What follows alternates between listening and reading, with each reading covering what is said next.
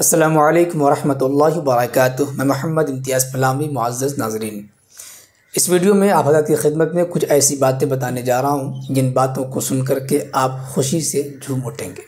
जी हाँ, पड़ोसी मुल्क पाकिस्तान में बरेलवी मज़हब के कायदीन, बड़े उलमा, ख़ास तौर से हज़रत मौलाना व मुफ्ती मुनीबुर रहमान साहब उलमाए देवबंद के साथ मुत्तहिद हो चुके हैं, एक प्लेटफार्म पर जमा हो चुके हैं।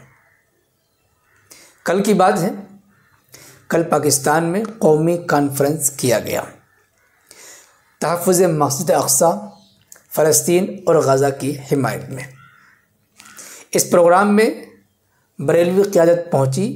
इससे पहले हज़रत मौलाना फजलुर रहमान साहब JUI के प्रेसिडेंट और सदर हैं।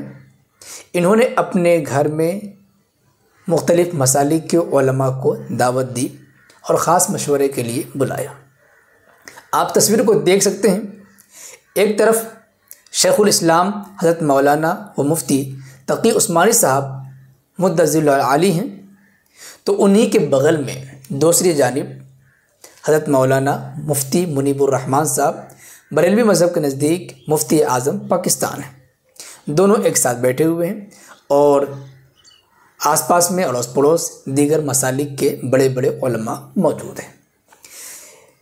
आप देख सकते हैं कि किस तरीके से ख़ास चेयर पर, आप कह सकते हैं कि सदारत की कुर्सी पर मौलाना मुफ्ती मुनीबुर रहमान साहब को बिठाया गया है।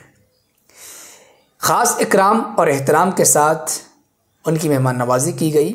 माशाअल्लाह, ये बातें देखकर बरेली मज़हब के एक बड़े आलिम हैं असदुल्ला शाह गालिब, ये सज्जादा नशीन आस्ताना आलिया चूरा शरीफ हैं।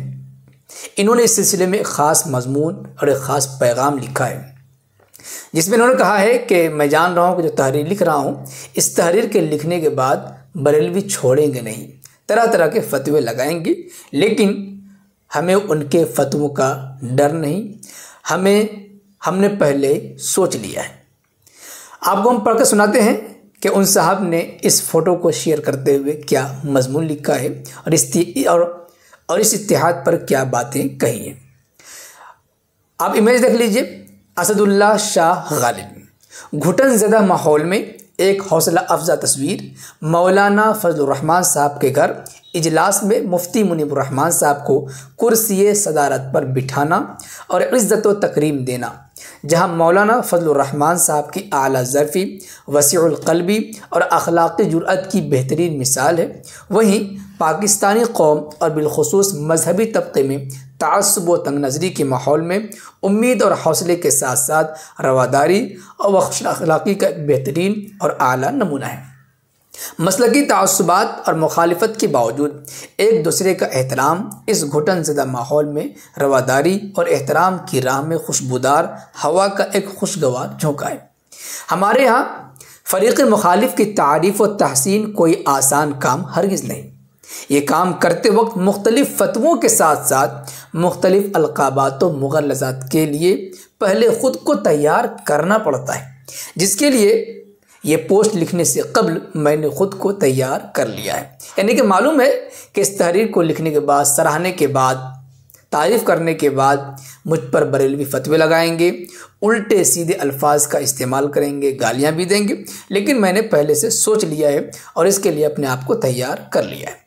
मगर तकाज़ा यही है कि मुखालिफत अपनी जगह और किसी के अच्छे काम की तारीफ़ व तहसीन अपनी जगह। अगर मौलाना फजलुर रहमान साहब ने इतना बड़ा जिगरा किया है, तो जवाबन हमें भी उनकी इस आला ज़र्फ़ी का एतराफ़ और एहतराम करना चाहिए।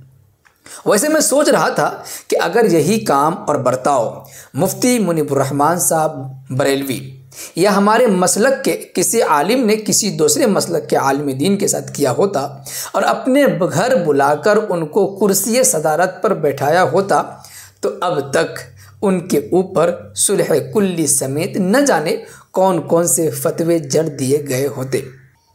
तालिब दुआ पीर सैयद असदुल्ला शाह गालिब, सज्जादा नशीन आस्ताना आलिया चूरा शरीफ पाकिस्तान।